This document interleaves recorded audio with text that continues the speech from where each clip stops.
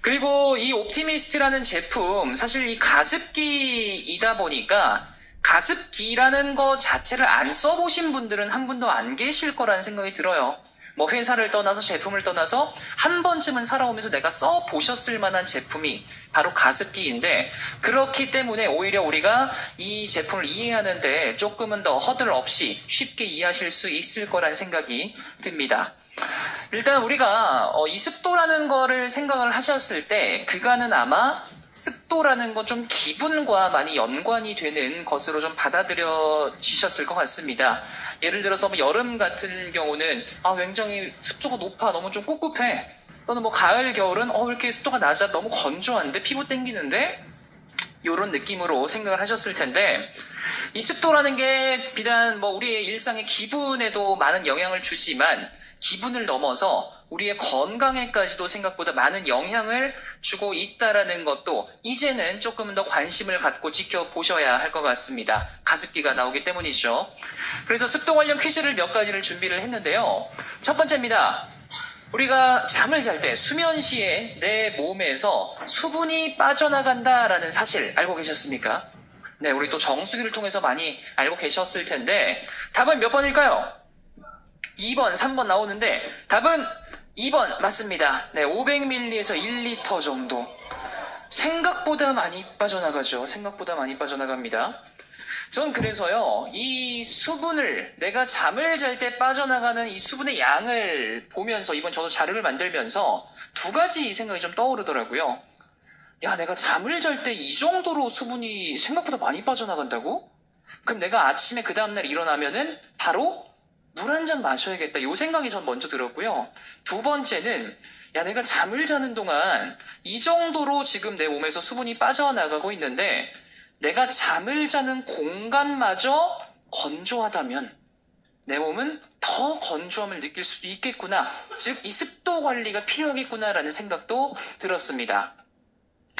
두 번째는요, 우리 습도가 낮을 때 정전기 많이 일어납니다. 특히나 지금 여기 여성 리더님들 많이 계신데 머리가 기신 분들, 사실 우리가 뭐 옷 입을 때 또는 가을 겨울철에 머리 붕 뜨고 뭐 코트 같은 거 입을 때마다, 니트 입을 때마다 아따가 했던 경험들 한 번쯤은 있으셨을 겁니다. 근데 이런 정전기가 잘 일어난 이유는 뭘까요? 3번 맞습니다. 공기 중에 수분이 적어서, 즉 습도가 낮게 되다 보면은 그만큼 정전기 발생이 많아진다라는 거예요. 우리가 흔히들 정전기는 가을 겨울에 많이 발생을 하지, 많이 일어나지 정도는 알고 계실 수 있는데요. 왜 가을 겨울에 많이 일어나는지는 의외로 모르시는 분들이 많더라고요. 그냥 가을 겨울이니까 일어나지가 아니더라. 가을 겨울에 대기의 습도가 낮다 보니까 정전기가 많이 일어난다라는 거고요. 반대로 생각을 해보면은 이 습도 관리만 잘 해주셔도 정전기 발생을 좀 줄일 수 있겠다라는 거죠. 전 그래서 이것도 이렇게 좀 활용을 해보시면 좋을 것 같아요.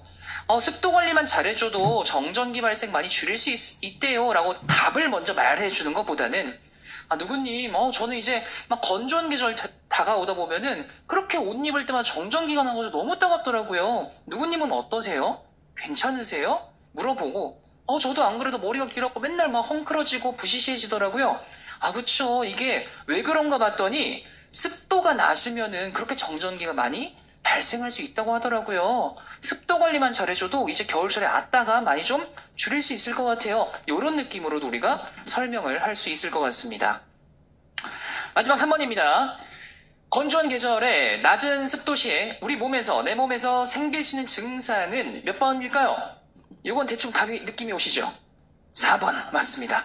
피부가 쉽게 건조해질 수 있고 쉽게 가려움증이 증가가 될 수 있다고 합니다. 이처럼 이 습도라는 게 우리의 일상에서 단순히 기분을 넘어서 많은 부분을 좀 영향을 주고 있다는 걸 우리는 확인을 해볼 수가 있었는데요. 이 습도의 정의를 보시면은 공기 중에 포함된 수증기의 양이나 비율을 뜻한다라고 지금 나와 있습니다. 그리고 이런 습도를 조금만 더 구체적으로 살펴보면요. 절대 습도 그리고 상대 습도라는 것으로 구분이 되게 됩니다. 우리 이렇게 뭐 일상생활 하시면서 절대 습도, 상대 습도라는 이 단어를 들어보신 적이 있으세요? 많이 안 계시죠? 네. 근데 우리가 기억 저편에는 한 번쯤은 들어본 적이 있으실 거예요. 이게 중학교 2학년 과학 시간에 나오더라고요. 어찌 보면 아이들이 더 잘 알고 있을 수도 있어요. 야, 누구야, 너 상대습도라고 들어봤니? 물어보셔요. 근데 제가 오늘 뭐 과학 시간도 아니고 뭐 과학적인 걸 디테일하게 말씀드리려고 한 건 아니고요.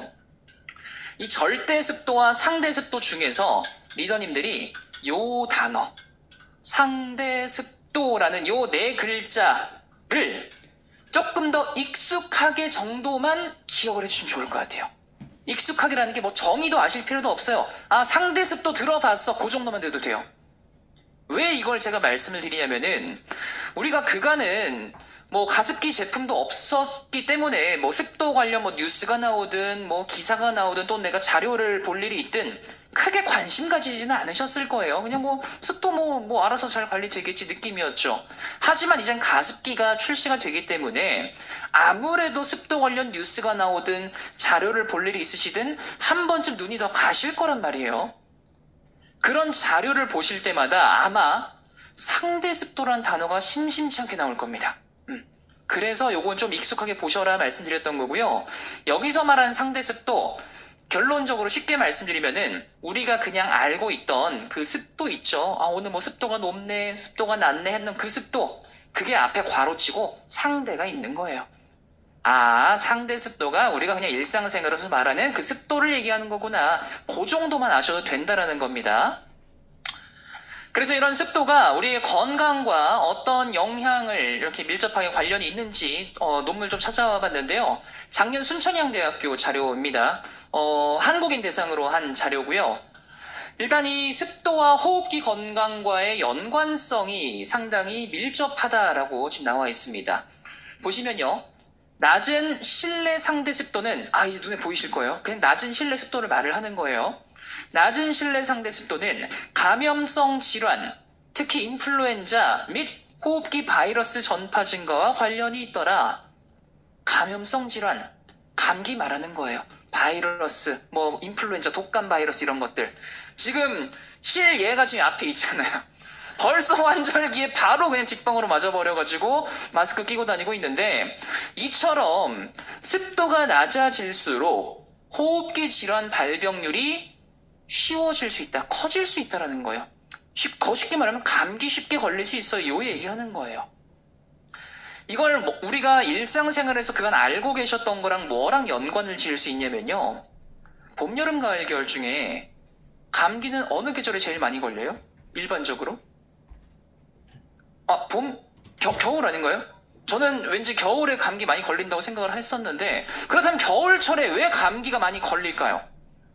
추워서가 우리가 일반적으로 알고 있었던 내용이에요. 이렇게 말하니까 아닌 것 같죠? 맞아요. 추워서 걸리는 것도 맞아요. 근데요, 한 가지 이유가 더 있어요. 더 중요한 이유가 있어요. 건조해서예요.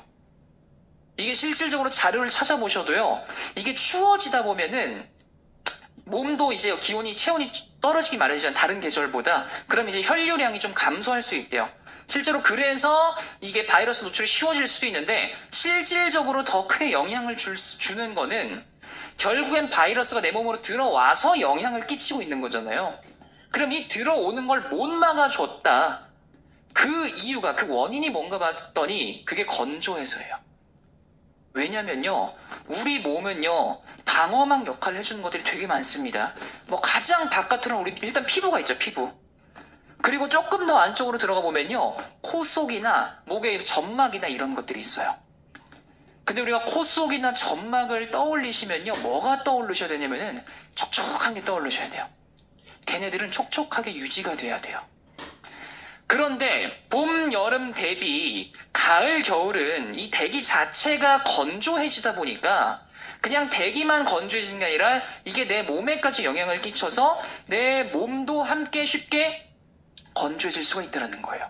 즉, 촉촉함이 필요한 이 부분들이 건조해지다 보니까 내가 숨을 쉬는 호흡을 하는 족족 이 이물질이나 바이러스들이 걸러지지 못하고 들어올 수가 있다는 거예요. 그래서 이 감기가 다른 계절 대비 가을, 겨울철 이런 환절기 때 더 많이 걸린다라는 겁니다. 네, 어디서 지금 허일모가 또 한 명이 있는 것 같은데. 네. 좋습니다. 그 다음에 이제 이 호흡기 건강, 결국에는 이제 폐 쪽으로도 연결이 될 수가 있겠죠. 보시면요, 상대 습도와 폐 기능 지표 사이에 유의미한 음의 상관관계가 관찰이 되더라라는 건데, 이것도 쉽게 생각하시면 됩니다. 습도가 낮을수록 폐 기능도 음의 상관관계 함께 떨어지더라, 요 얘기하는 겁니다. 이게 논문이다 보니까 조금 용어가 어렵게 쓰여 있는데, 결국에는 습도 낮으면 폐 기능도 함께 떨어져요, 요 얘기하는 거예요. 그러다 보니까 평소에 뭐 가래가 자주 끓으시거나 기침이 많이 나시거나 또는 뭐 천식을 앓고 계신 분들이 주변에 계신다고 하면요, 아무래도 다른 계절 대비 가을 겨울철에 그 증상이 심해지는 걸 체감을 하실 수 있으실 겁니다. 그렇게 이런 습도라는 건요, 어떤 군들에 조금 더 영향을 많이 받나를 좀 조사를 또 해보니까, 나이대로 따지면은 고령자분들 또는 어린아이들, 성별로 굳이 따지자면은 여성분들에게 조금은 더 취약하다라고 또 결론이 나오기도 했습니다. 이처럼 이 습도라는 게 단순히 우리의 일상, 기분을 넘어서 우리 건강에까지도 직접적으로 영향을 줄 수가 있겠다. 특히나 이제 건조해지는 이런 가을, 겨울철에는 더 많은 영향을 줄 수 있겠다라는 걸 우리는 확인을 해보실 수 있으셨습니다. 그럼 이제 이 습도가 구체적으로 어느 정도 낮아졌을 때 어떤 영향을 끼칠 수 있는데, 이런 얘기를 한번 해볼게요. 습도가 30% 이하로 떨어지다 보면요, 피부와 눈이 쉽게 건조함을 느낄 수 있습니다.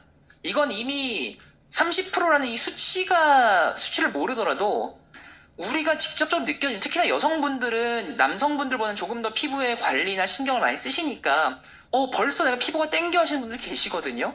그러면 내가 지금 이 습도 관리가 필요하다라고 생각을 하셔도 괜찮겠다라는 겁니다. 그리고 20% 이하로 떨어지다 보면은 갑자기 포인터가 안 되네요? 왜 저거 나오죠? 네. 지금 여기가 제 모습이 나와가지고. 네. 구체적으로 이게, 아까 이건 제가 뭐 여성분들한테 말씀을 드리면 조금 더 효과적일 것 같다 말씀드렸고, 그럼 이거는 어떤 분들한테 얘기를 했을 때 좀 더 효과적으로 어필이 될까요? 학생, 수험생, 이런 자녀를 둔 지인분들 계시다면은 우리가 얘기를 했을 때 이 습도 관리가 필요하다라는 게 훨씬 더 강하게 어필이 될 수 있다고 전 생각이 듭니다. 우리 아이들, 학생 자녀를 둔 부모님들은요, 아이들이 공부 좀 더 열심히 하고 잘할 수 있게 위해서 뭐 학원도 좋은 거 보낼 수도 있고, 또는 뭐 오래 앉아 있으라고 뭐 비싼 의자나 책상을 사줄 수도 있을 거고요. 또는 우리로 생각을 하면은 맑은 공기 항상 마시면 숨 쉬라고 공기청정기 놔줄 수도 있을 거고요. 정말 많은 노력을 하고 있다라는 거거든요. 그런데 우리 가구요, 비싼 의자, 비싼 책상 진짜 한없이 비싸지잖아요. 근데 이게 비싼 책상을 사줬다고 아이가 공부를 오래 앉아 있을 수 있나? 그럼 좋겠는데 이게 또 맘처럼 그렇지가 않을 수 있잖아요. 이게 내가 웬걸 진짜 큰 맘 먹고 비싼 의자, 비싼 책상 사줬는데 아이가 계속 집중력이 너무 빨리 떨어지는 거예요. 그럼 마음은 답답한데 이유를 알아야 될 거 아니에요. 보니까 뭐 여러 이유가 있을 수 있겠지만 그 중에 하나가 습도가 오히려 포인트가 될 수도 있었다라는 겁니다. 습도는 사실은 사람들이 실내 습도가 지금 몇 프로지 우리 아이가 공부할 때 그렇게까지는 안 하잖아요. 그러다 보니까 습도 생각 자체를 못 하시는 분들이 많으시거든요. 그래서 이제는 이 습도가 낮아지다 보면은 아이들의 집중력도 쉽게 떨어질 수 있다더라. 아무리 뭐 의자나 책상이 비싸더라도 집중력이 일단 오래 유지가 돼야지 그게 소용이 있지 않겠냐. 이젠 습도 관리를 먼저 체크를 해보시는 게 어떻겠냐라고 말씀을 해보시면 좋지 않을까 싶습니다. 그리고 이제 10% 이하로, 요거는 이제 진짜 직접적인 건강에까지 영향을 줄 수가 있죠.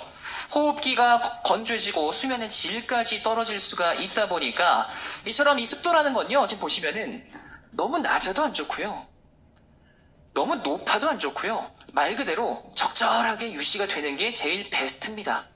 근데 이 적절하게 유지가 되는 게 베스트라고 함은 단순히 건조한 계절이라고 하는 가을, 겨울만 말씀드리는 게 아닙니다. 봄, 여름, 가을, 겨울 할 것 없이 4계절 내내 이 적절한 습도를 유지를 해주시는 게 좋습니다. 그리고 그 적절한 습도의 구간은요, 봄, 여름, 가을, 겨울 할 것 없이 다 40에서 60% 구간 안에 속한다면 사람이 가장 쾌적함을 느낄 수 있는 그런 구간이다라고 하거든요. 그래서 우리가 이 습도의 이 좋은 그간은 아마 크게 신경을 안 쓰고 살아왔을 거예요. 하지만 이제 가습기가 나오고 또 이 제품을 설명할 일이 많으실 거기 때문에 이 기준 정도는 알고 계시면은 뭐가 좋은가의 기준이 잡히면 이제 우리가 설명하기 더 수월하잖아요. 그래서 40에서 60%의 구간을 유지를 하는 게 좋습니다 정도는 기억을 해주시면 좋겠습니다. 네, 다시 이제 이 건조한 걸로 돌아와서요. 이 건조한 계절에 가습기라는 제품을 안 써보신 분들은 아마 많이 없으실 거나 아까 질문 드렸었죠. 전 그렇다 보니까 이 가습기가 처음에 이제 출시가 된다고 하고 저도 막 여러 유관 부서들이랑 미팅도 하고 자료도 받고 저 교육 자료도 만들면서 이건 리더님들이 소개하기가, 전달하기가 꽤나 쉬울 수 있겠다는 생각이 먼저 들었어요. 왜 그런 생각이 들었냐면은 우리 지금 제가 담당하고 있는 홈택 라인을 넘어서 아티스트리나 뉴트릴라이트나 이런 전 라인을 통틀어서 어떤 신제품이 나왔다고 생각을 해볼게요. 그럼 이 신제품을 본인도 이제 써보실 거고 많은 분들에게 또 소개도 하실 일이 있으실 거잖아요.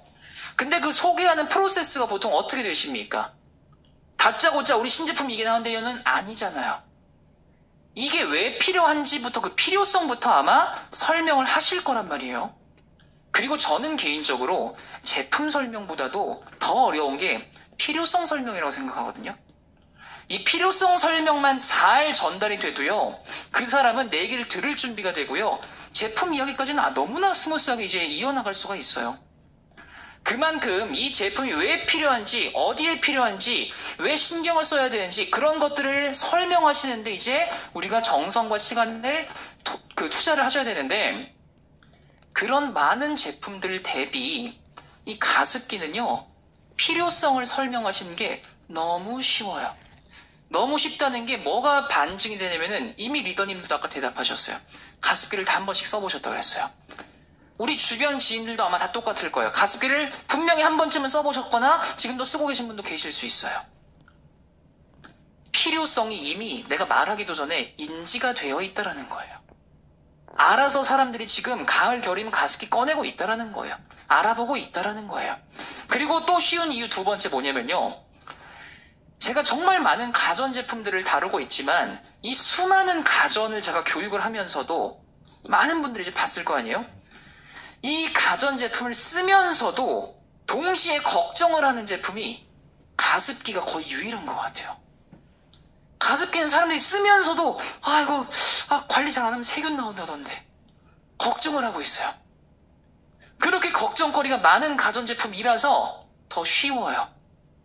무슨 소리야? 걱정거리 많으면 이제 그거 막 설득해서 어려운 거 아니야? 조금 더 구체적으로 말씀드리면요. 아메이라서 쉬워요. 옵티미스트라서 쉬워요. 왜냐면요. 사람들이 보통 가습기에서 걱정하는 것들이 뭐가 있나? 쭉 나열해본 거예요, 지금. 제일 많이 나오는 순서대로 나열해본 겁니다.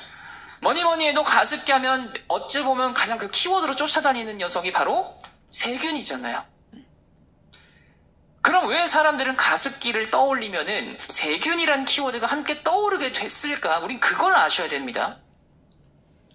일단 결론부터 말씀드리면요. 가습기 자체는 문제는 없어요. 잘못은 없어요. 가습기는 그냥 제 역할만 잘했던 거예요. 진짜 문제는 뭐냐면요. 쓰던 사람의 문제예요. 하지만 쓰던 사람은 이걸 인정하기가 쉽지 않죠. 야, 내가 왜 문제야? 얘가 문제겠지. 왜 그런지 보겠습니다. 일단 가습기란 제품은요. 우리가 회사를 떠나서 제품을 떠나서 그냥 가습기란 형태를 지금 머릿속에 한번 떠올려 보실게요. 이렇게. 뭐가 떠오르세요? 뭔가 막 뿜뿜뿜 뿜어져 나오고 있어요. 뭔가 지금 머릿속에서. 이 뿜어져 나오는 이게 뭐예요? 수증기. 어떤 분 연기라 그런 분도 계셨고요. 일단 결론부터 말씀드리면요. 연기 아니고요. 수증기도 맞을 수도 있고 아닐 수도 있습니다. 이걸 아셔야 돼요. 무슨 말이냐면요. 보통 우리가 떠올리셨을 때 그 형태의 이 뿜뿜뿜은요. 수분 입자예요.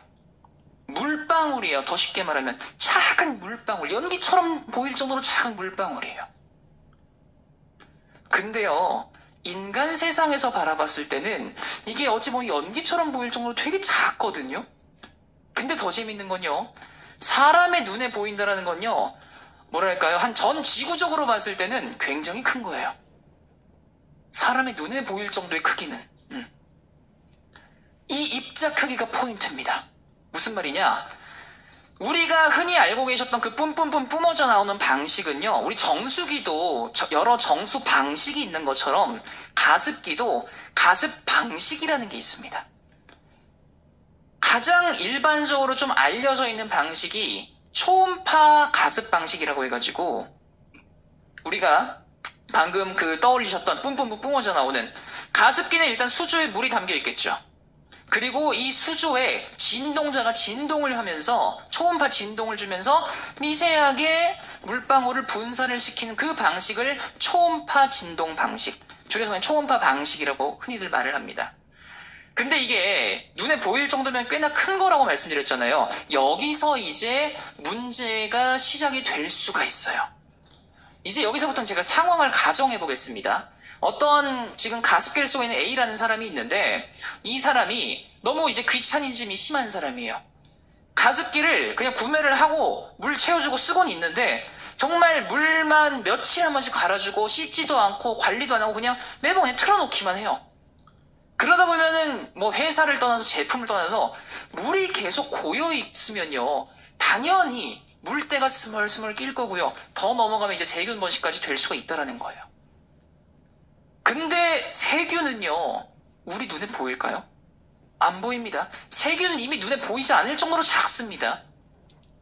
근데 그 세균은 수조에 발생을 하겠죠. 만약 발생을 한다면. 근데 그 수조에 있던 물이 분사된다 그랬잖아요. 그리고 이 분사되는 입자가 눈에 보인다 그랬잖아요. 그럼 그 세균, 수조에 있던 세균이 함께 타고 나올 수 있는 거예요. 그래서 이제 관리 안 해주면 세균 나온다, 더 심하게 말을 하면은 세균 분무기가 될 수도 있다라고 얘기가 나오는 거예요. 두 번째 축축 걱정 이야기 해볼까요? 요것도 포인트는 입자 크기예요. 우리 가습기 그간 써오시면서 보통 주무실 때 많이 켜셨을 텐데, 잠자고 일어났을 때 가습기 주변에 뭔가 축축했던 경험, 물방울이 이렇게 송글송글 맺혀있던 경험 한 번쯤은 보셨을 겁니다. 왜 그렇게 이렇게 물방울이 맺히지? 가습이 잘 된 건가? 이 역시 입자 크기가 핵심 포인트예요. 무슨 말이냐면요, 입자 크기 눈에 보인다 그랬잖아요. 그만큼 무게가 더 나가겠죠. 마치 포탄처럼 슝 하고 떨어지고 슝 하고 떨어지고. 내가 가습기를 켠 이유는, 지금 예를 들어서 방에서 애기 방에다 켜줬으면은 좀 방 전체적으로 좀 커버를 해줬으면 하는 마음으로 켜졌을 텐데, 이 무게 때문에 멀리 가지 못하고 슝 하다 떨어지고 슝 하다 떨어지고, 그게 모여서 축축해졌던 거예요. 그리고 마지막 3번 세척 걱정. 이러한 것들, 관리 안 해주면 세균 번식할 수 있다더라. 그러니까 관리라도 잘 해줘야겠다. 그래서 분리하려고 봤던 이게 막 돌려야 되고, 막 들 때마다 물 막 엄청 뚝뚝 떨어지고, 손 넣으려고 닦으려고 봤더니 손 안 들어서 막 솔 넣어야 되고. 처음 구매하고 한두 번은 분명히 이런 게 있더라도 잘하실 거예요. 하지만 우린 그때를 보면 안 되죠. 한 달 뒤, 두 달 뒤를 봐야 돼요. 이 사람이 똑같이 하고 있나? 아마 그렇게 안 할 확률이 커요. 그만큼 번거로우면은 이 횟수가 줄어들기 마련이에요. 지금 말씀드린 게 우리가 가습기를 떠올렸을 때 일반적으로 사람들이 갖고 있는 고민거리들, 걱정거리들이다라는 거예요. 제가 그리고 아까 말씀드렸습니다. 우리는 가습기를 전달하기, 이 필요성을 전달할 때가 오히려 되게 쉬운 제품에 속할 거다라고 말씀드렸어요. 왜냐? 필요성은 우리가 굳이 말을 안 해도 사람들이 지금 쓰고 있었으니까 이미 인지가 되어 있는 상태인데요. 불편함이 있었던 거잖아요.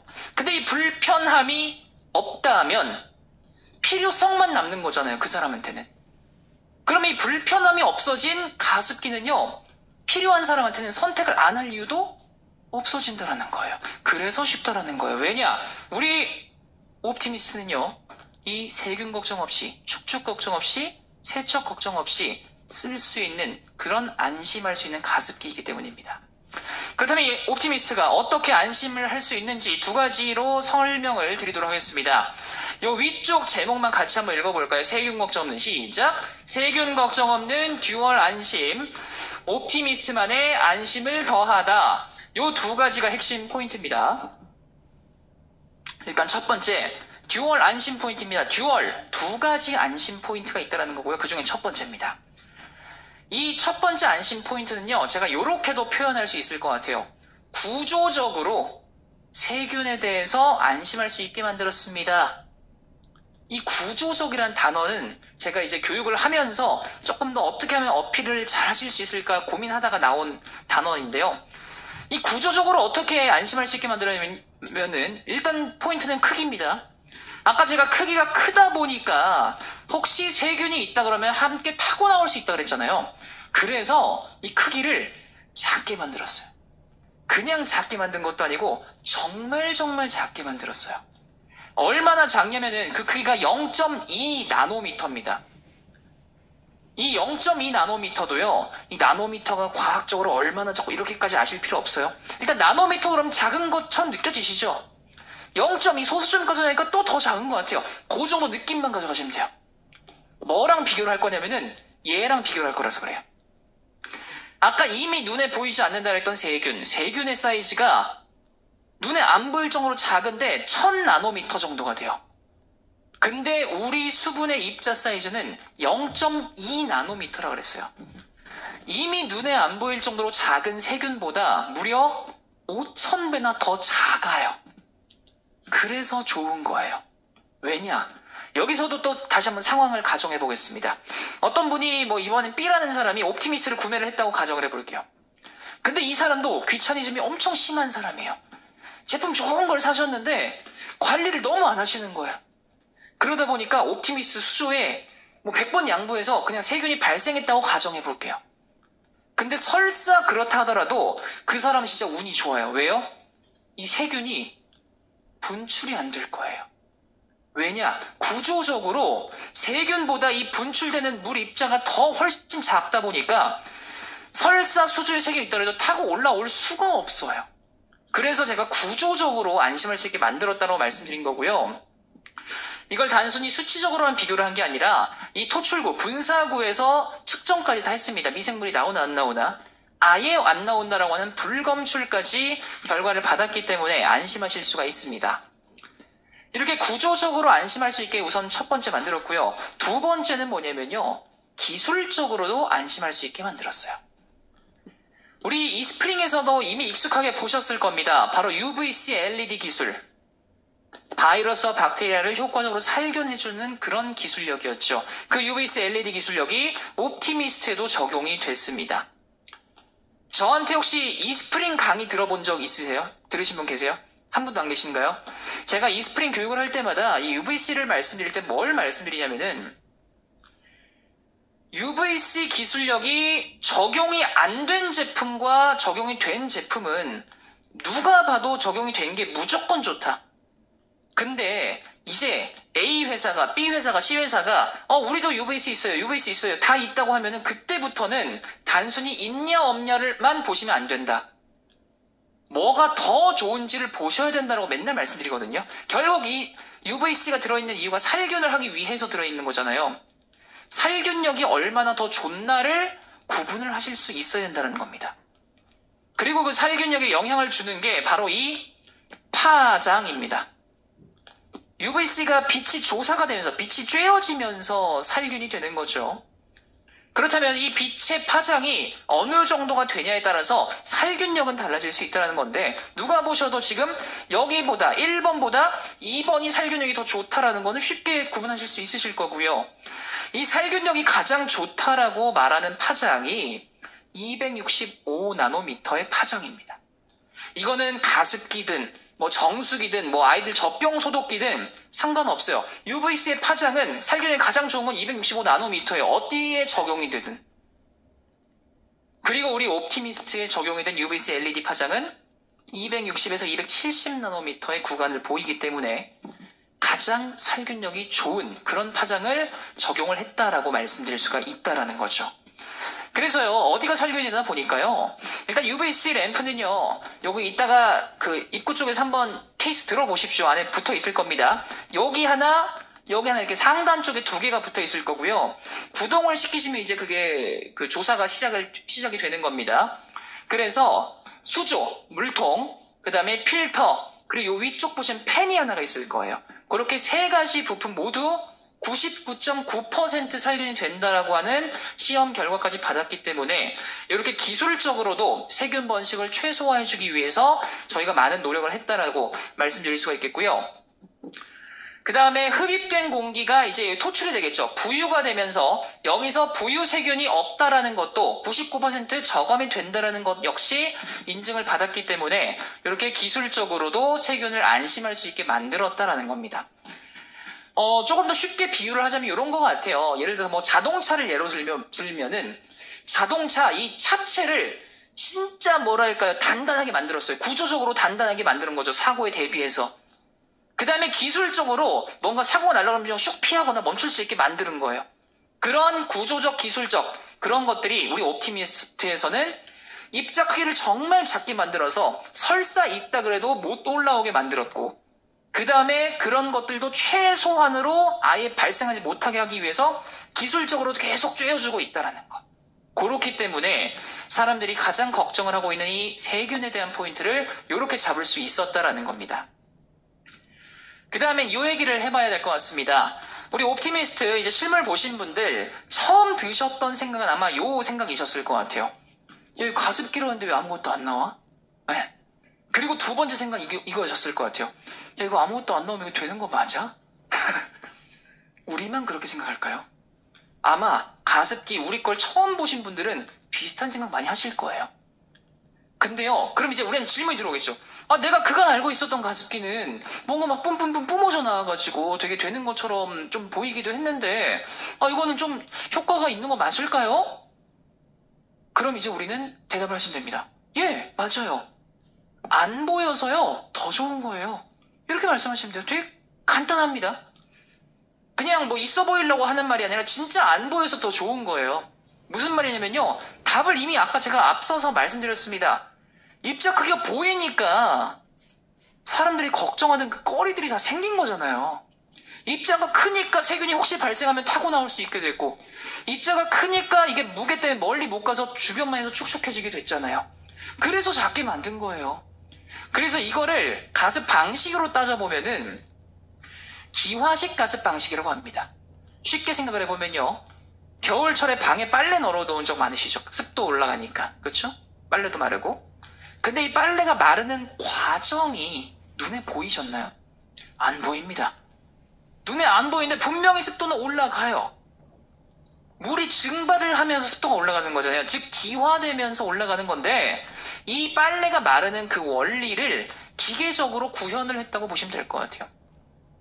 빨래는 한 번 마르면 더 이상 습도를 올려줄 수는 없지만, 이 기계로 구현된 기화식 가습기는요, 계속 이 수분 필터가 젖은 빨래 역할을 한다고 보시면 될 것 같아요.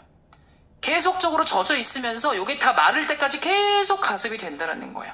너무 괜찮죠? 그래서 이 수분 필터 이따가 한번 보시면요, 굉장히 도톰한 섬유 소재로 되어 있어요. 구멍도 뽕뽕뽕 뚫려 있을 거예요. 구멍 뽕뽕뽕 뚫린 이유는요, 물 빨리 흡수하라고. 도톰하게 만든 이유는 물 많이 흡수하라고. 그래야지 결국 이게 마르면서 가습이 되는 원리니까요. 그리고 이 위쪽에 있는 팬의 역할을 말씀드리면요, 두 가지 역할이 크게 있는데, 첫 번째 역할은 뭐냐면은, 이 수분 필터가 결국엔 증발이 되면서 기화가 되면서 가습이 된다고 말씀드렸잖아요. 근데 눈에 보이지 않을 정도로 작다 보니까 입자가 눈에 보이는 것보다는 무게가 훨씬 더 가볍겠죠. 즉 더 멀리 날아갈 수 있을 겁니다. 하지만 단순히 이 물이 기화가 된다라고 해서 물방울에 뭐 날개가 달린 것도 아니기 때문에 자기 혼자 멀리 날아가기는 어느 정도 한계가 있을 거예요. 그래서 이 펜을 달아놓은 거예요. 멀리 날아가라고. 그래서 우리 손 대면은 바람이 조금씩 나오게 만든 거예요. 그게 첫 번째 이유고, 두 번째 이유는 뭐냐면요, 이 두 번째 이유가 진짜 기똥찬 이유인데, 지금 뭐 앰모스피어 스카이도 이렇게 지금 앞에 진열이 되어 있는데, 댁에서 공기청정기 쓰실 겁니다. 공기청정기 쓰실 때 보통 무슨 모드로 놓고 쓰십니까? 오토, 자동 모드로 아마 놓고 쓰시는 분들 많으실 거예요. 왜 그러냐면은 먼지 많을 땐 빨리 돌고, 없을 땐 천천히 돌고, 편하죠. 별로 크게 신경 안 써도 되고, 알아서 해주니까. 근데 가습기는 어때요?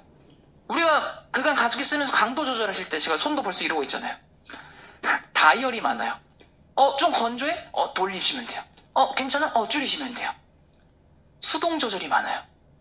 근데 수동 조절이 내가 깨있을 때는 아무런 문제가 없어요.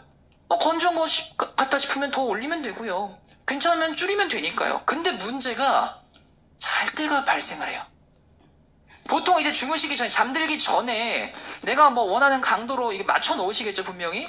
잠을 청하실 겁니다. 잠이 들겠죠? 잠을 자는 동안 한 몇 시간 지나면 분명히 습도가 이제 어느 정도 적정 수준으로 도달할 거예요. 그럼 이제 예를 들면 한 3시쯤 됐다고 가정해 볼게요. 그럼 3시 이제 알람을 맞춰놓고, 이제 적정 습도니까 다시 줄여주고 다시 잠을 청해야겠구만. 쉽지 않죠.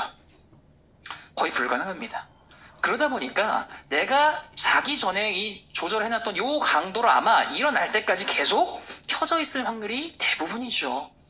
그러다 보면요, 새벽 시간에 이 적정해졌던 습도가 이 적정 습도를 넘어서 계속 이제 가습이 되고 있으니까 과습이 될 수가 있어요. 과습. 제가 만든 단어 아니고 진짜 과습이라는 단어가 있습니다. 과하게 습해진 걸 과습이라고 그럽니다. 그러니까 오히려 주변 더 축축해질 수도 있는 거예요. 근데 우리 옵티미스는요, 그런 걱정을 하실 필요가 없어요. 왜냐? 공기청정기처럼 자동 모드가 들어있어요. 이 상단 조작부 보시면 A 버튼이 있을 거예요. 똑같이. 아메이 아니고 오토입니다. 아메이라서 A 아니고 자동 모드 오토 눌러주시면은 아까 제가 40에서 60 그 기억하시라고 그랬죠. 여기서 중요한 포인트가 나오는데, 일단 A 누르실 때마다 40, 45, 50, 55, 60 한 번 더 누르면 다시 또 이제 40, 40 이게 왔다 갔다 할 거예요. 즉 내가 원하는 습도를 설정하셔라 라는 거죠. 그리고 설정된 그 습도에 맞춰서 얘가 알아서 돌 거예요, 요 얘기하는 거예요. 너무 편하다라는 거예요. 이렇게 과습이 될 걱정을 안 해도 좋은데, 여기서 이제 디테일하게 들어가시는 분들은 요거까지 아마 생각하시는 분들 계실 거예요. 이 적정 습도라는 게 구간이 있잖아요. 지금 40에서 60까지. 근데 사람에 따라서 예를 들어서 어떤 사람은 난 40%가 좀 쾌적한 것 같아. 근데 어떤 사람은 난 55%가 괜찮은 것 같은데 하실 수도 있잖아요. 옵티미스는 그거에 맞춰서도 가능하다라는 거예요. 단순히 적정 습도를 넘어서 원하시는 습도 한 번씩 설정해보시고 써보세요. 그 다음에 제일 괜찮은 거 찾으시면 이제 그거에 맞춰서 해주시면은 그거에 맞춰서 됩니다. 55 괜찮으세요? 55 맞추세요. 45 맞추세요. 단순히 자동을 넘어서 원하는 습도에 맞춤이 가능하다라는 것까지 생각을 해볼 수도 있다라는 거죠. 그래서 이 기화식 가습 방식에 대해서까지 한번 좀 설명을 드려봤고요. 그 다음에 또 정말 많이 신경을 쓴 게 바로 수조의 사이즈입니다. 수조의 사이즈를 왜 고민을 했냐면요, 이걸 고민을 했다 그러니까 어떤 분이 이렇게 말씀하시더라고요. 뭘 고민을 해요? 그냥 크게 만들면 좋은 거 아니에요? 그래서 고민했어요. 그렇게 생각하실까봐. 가습기 수조는 큰 게 좋을까요? 작은 게 좋을까요? 적당한 게 좋아요. 너무 커도 안 좋고요. 너무 작은 거 당연히 별로 이제 빨리 다를 것 같고, 말 그대로 적절한 게 좋아요. 그래서 고민했어요. 이 적절한 게 어느 정도 사이즈인데, 일단 큰 게 무작정 좋지 않다고 말씀드렸던 이유를 말씀드리면은, 가볍게 생각하면은 큰 게 좋은 것 같이 느껴지기도 해요. 왜냐? 물통 크면 물 많이 담아놓고 내가 오랫동안 또 쓸 수 있으니까. 거기가 이제 포인트죠. 수조의 크기가 크면요, 물을 당연히 많이 담으실 거예요. 그 물을 많이 담는 그 행위 자체가 내가 어떻게 했다는 증거예요? 나 이거 다 달 때까지 관리 안 할 거야. 무의식적으로 이미 그러고 있는 거예요, 사람들이. 그러면서 동시에 쓰면서 또 세균 번식할까 걱정은 해요. 이 아이러니한 상황이 발생을 하는 거거든요. 그래서 일부러 너무 크게는 안 만들었어요. 그래서 저희가 고민해서 만든 이 수조 사이즈가 지금 이제 앞에 보시면 실물 보시면 나오는 그 사이즈인데, 이게 수조 용량이 2.5리터입니다. 2,500리터, 2,500ml죠. 2.5리터. 이 2.5리터라는 걸요, 그냥 단순히 2.5만 기억을 하시면은 설명하실 일이 있으실 때는 크게 좀 이해가 쉽게 안 갈 수도 있어요. 우리 얘기를 듣는 입장에선 2.5리터가 뭐 큰 건지 작은 건지 감이 잘 안 올 거예요. 그래서 리더님들이 설명하실 때 더 수월하신 건 요거를 기억하시면 좋으실 겁니다. 몇 시간을 쓸 수 있는데, 일단 저희가 수조 사이즈를 고민할 때 두 가지를 고민했습니다. 첫 번째 뭐였냐면은, 사람들은 분명히 잠을 잘 때 이 가습기를 틀고 잘 것이다. 즉, 잠을 자는 동안은 꺼지거나 불평 없이 쓸 수 있어야 할 것이다가 첫 번째 조건이었어요. 두 번째 조건은 너무 크다 보면은 아까 말씀드린 것처럼 오히려 관리를 안 할 수도 있기 때문에 아침에 자고 일어나면은 이 수조에 물통에 물이 거의 없거나 아니면 거의 다 닳게 일부러 만들자. 아침에 또 쓰려고 그러면 반강제로라도 이 사람이 물을 다시 채워줘야 되게 건강한 습관을 만들 수 있게 만들어보자. 그게 2.5리터였습니다. 1단계로 쓰시면요. 집마다 뭐 평균은 조금은 차이 날 수 있겠지만 평균 한 12시간 정도 유지가 되고요. 2단계로 사용을 하시면 최대 10시간 정도를 쓰실 수가 있기 때문에 우리가 평균 이 수면 시간을 고려해봤을 때 잠자는 동안 이게 뭐 부족하거나 이럴 걱정은 안 하셔도 되겠다라는 거예요. 그래서 지금까지 이 옵티미스트의 필요성부터 특장점, 그 다음에 수조 사이즈까지 말씀드렸는데 처음에 구매하시면 이제 조립하시는 거 어렵진 않지만 어떻게 하는지 간단하게 영상을 보면서 이야기를 해보도록 하겠습니다. 네, 지금 보시면은 일단 새 제품은 당연히 바싹 말라 있겠죠. 그래서 보시는 것처럼 필터를 한번 적셔 주시는 게 필요합니다. 네, 그 필터 적시실 때 영상처럼 뭐 샤워기로 이렇게 적시셔도 되고 뭐 싱크대 갖고 가셔도 되고 뭐 물을 담갔다가 적셔도 되고 상관없어요. 그냥 적시시면 된다 그 얘기를 하는 거고요.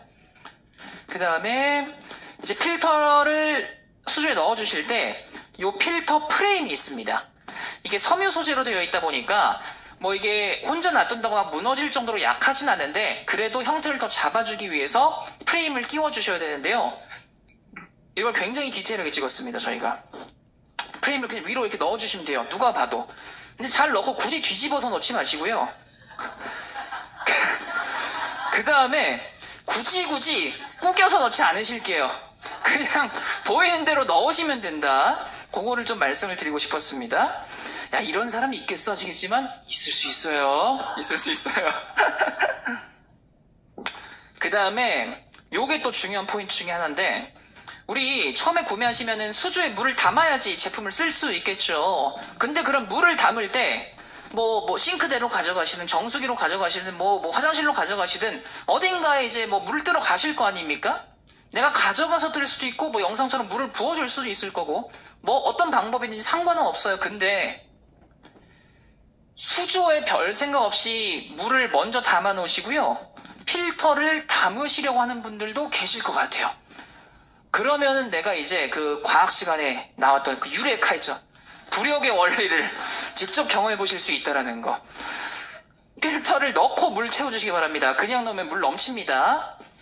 그래서 이렇게 수조에 리터도 표시가 되어 있고요. 그리고 여기 보시면은 이 수조가 동그래요. 동그란데 앞, 뒤가 구분이 되어 있습니다. 이렇게 지금 여기 수위 센서, 은색깔 부품 있는 게 앞쪽이고 뒤쪽에 볼록 튀어나온 게 뒷면인데 앞뒤를 맞춰서 케이스를 끼워주셔야 됩니다. 동그랗기 때문에. 근데 이제 영상을 볼 때는 이거 당연히 앞뒤 맞출 수 있을 것 같은데 혹시 제가 집에서 하다가 거꾸로 끼면 어떡해요? 걱정 안 하셔도 돼요. 안 들어가게 만들었어요. 앞뒤 있다고 말씀드리려고 이제 보여드리는 거예요. 그렇게 하고 이제 나머지 뭐 전원 끼고 하는 건 뭐 너무 쉬우니까 그렇게 쓰시면 되고요. 그 다음에 이제 분해할 일 있으실 때 잭 빼주시면요. 돌리고 이런 거 없습니다. 그냥 드시면 그게 끝입니다. 그래서 아까 마지막에 세척 걱정, 분해하는 거 어려우면 안 한다 그랬던 거 그런 것도 정말 많이 신경 썼습니다. 그래서 이 필터 관리하실 때는 프레임 다시 빼주시고 수조는 싱크대나 뭐 화장실에서 뭐 디시랍사 같은 이런 세제 활용을 해서 관리를 해주시면 되겠습니다. 이만큼 관리, 분해 조립을 정말 쉽게 만들었어요. 그래서 이 분해할 수 있는 이 기화식이라는 방식 자체는 아메이가 개발을 한 건 아닙니다. 가습 방식이기 때문에 원래 있던 방식인데 제가 이걸 왜 말씀드리냐면은 우리가 흔히 기화식 가습기라고 했던 좀 유명한 뭐 브랜드나 제품들도 있어요. 아시는 분들은 아실 거예요. 그런 거 한번 찾아보세요. 찾아보시면은 옵티미스트가 진짜 분해 조립이 편하구나라는 걸 느끼실 수 있을 거고 더 좋은 소식은 뭐냐면은 이런 것들은 가볍게 물 세척하시면 되고요. 이 필터를 세척해서 재활용을 할 수 있다는 거예요. 이건요, 주변에 혹시라도 가습기를 좀 알고 계신 분들 계시면은 우리 건 워셔블 필터야 한번 말씀해 보십시오.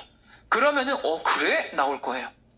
보통 이제 그 기화식 가습기는요, 필터 유형이 한 크게 3가지 정도로 나눠집니다. 첫 번째가 디스크 타입이라 그래가지고 옛날 컴퓨터 그 플로피 디스크 있었죠. 플라스틱. 그런 것처럼, 이거 끄덕이신 분 많네요. 연식이 조금.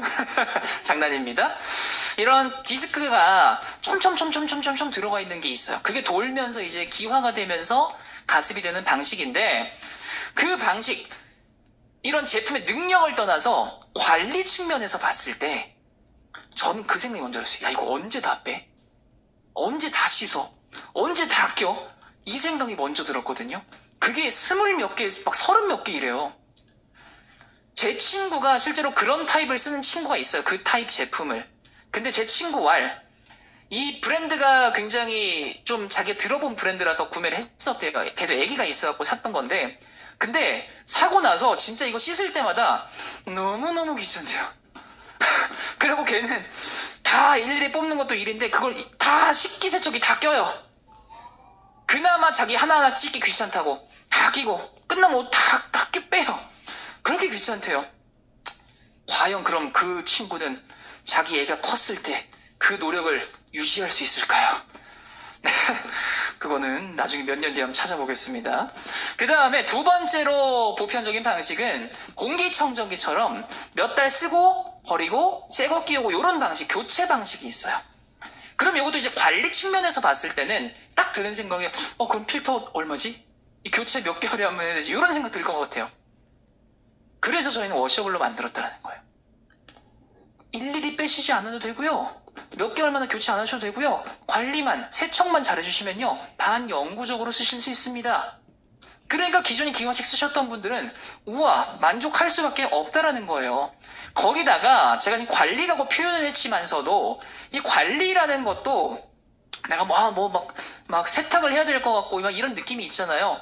그런 것들조차 좀 없애고 싶어서요. 그렇게 생각을 안 하시고 진짜 간단하다라고 제가 표현을 한 게 그냥 담가 놓으셔라. 물에 담가 놓으셔라. 어떻게 담가 놓는지 한번 보도록 하겠습니다. 일단 좀 보시면요. 필터를 물에 담가주기 위해선요. 필터가 담길 만한 통이 필요하겠죠. 지금 제가 영상에는 SA 세제통으로 했는데 이런 걸 쓰셔도 되고 아니면 보울이든 뭐든 그냥 편하게 담길 수 있는 곳에 물을 담아주시면 됩니다. 그 다음에 그냥 필터만 담지 마시고요. 요게 이제 한 4, 5일 정도 쓰다 보면은 요렇게 스멀 물때가 좀 위쪽 보시면 노랗게 좀 끼고 있죠? 요렇게 낄 거예요. 그러면은 요거를 이제 막 문질러서 세척할 필요 없어요. 구연산을 한 3스푼 정도 넣어주시면 돼요. 스푼은 그냥 집에 있는 그냥 숟가락 쓰셔도 되고요. 아니면은 SA 세제 그 스푼 있죠? 그거 쓰셔도 됩니다. 그래서 물에 한번 풀어주시고요. 그냥 필터 담가 놓으세요. 10분 정도. 한 유튜브 한 편 보고 오시고 나서 이제 요 필터를 헹궈만 주세요. 막 쥐어짜고 빨고 이러실 필요 없습니다. 미끄덩한 감만 없으면 됩니다. 오히려 쥐어짜면 형태가 비틀어질 수 있으니까요. 주의해 주시고요. 이렇게 미끄덩한 것만 없게 해주시면 되고 그 다음에 이제 좀 쓰다 보면은 마치 우리 이런 느낌처럼 수건도 우리가 좀 오래 쓰다 보면은 며칠 쓰다 보면은 몇 번 쓰다 보면 또 냄새가 날 때 있잖아요. 그럴 때는요. 이제 구연산도 구연산인데 베이킹 소다를 한 스푼 더 추가해 주시면은 냄새를 또 뺄 수가 있습니다. 그 다음에 씻고 나서 많이들 또 질문해 주셨던 게 이거 그러면 완전 말리고 나서 다시 끼워줘야 되나요? 아니요. 그냥 끼우시면 돼요. 어차피 다시 또 젖을 거니까. 네. 그리고 이제 계절이 바뀌어서 아예 안 쓸 때가 있겠죠. 그럴 때는 당연히 세척해 주시고 완전 건조해서 보관해 주시면 되겠고요. 근데 난 이런 거 귀찮아 하시는 분들 세탁기 그냥 넣으시면 됩니다. 다만 단독 세탁으로 해주시기 바랍니다. 왜요? 소중하니까요. 그것도 그건데 사실 우리가 다른 것들이 들어가면은 세제가 들어가야 되는데 세탁기 넣으실 때는 세제 없이 그냥 단독 세탁으로 헹굼 탈수 모두 돌려주시면 되겠습니다. 그래서 굉장히 편하게 관리할 수 있다는 게 큰 장점이고요. 아까 말씀드렸던 것처럼 세제에 넣지 마시고요. 말릴 필요 없다 그랬죠? 건조기 쓰지 마시거나 삶지 마시거나 이렇게 해주시면 되겠습니다. 그렇게 해서 관리까지 정말 편한 그런 제품으로 탄생을 한 게 옵티미스트다라는 거 말씀드리겠고, 기본도 정말 많이 신경을 쓴 제품입니다. 일단 주무실 때 많이 쓸 걸 알았기 때문에 취침 모드 따로 있습니다. 달 모양으로 되어 있을 거고요. 그거 눌러주시면 최저 소음이 23dB입니다. 우리 인터넷에 뭐 소음표 같은 거 찾아보시면은 아마 23dB 정도는 아마 제일 조용한 그 칸에 아마 속해 있을 거예요. 나뭇잎이 뭐 바람에 부딪히는 소리 막 이런 정도 작은 거고요. 그 다음에 요거는 저처럼 아직 아기가 어린 분들한테 너무 땡큐인 기능. 제가 딸이 있거든요. 제 딸 이름 혹시 아는 분 계세요? 안 계시죠? 제가 알려드릴게요. 한 번 들으면 안 까먹으실 거예요. 저는 리더님들이 제 딸 이름을 좋아하실 수밖에 없습니다. 우리가 모두 목표로 하는 다이아거든요. 야, 뭐 이름이 다이아야. 다이나 아니고 다희. 다이아 이렇게 부르는데 안 까먹으시겠죠? 다이 아빠입니다.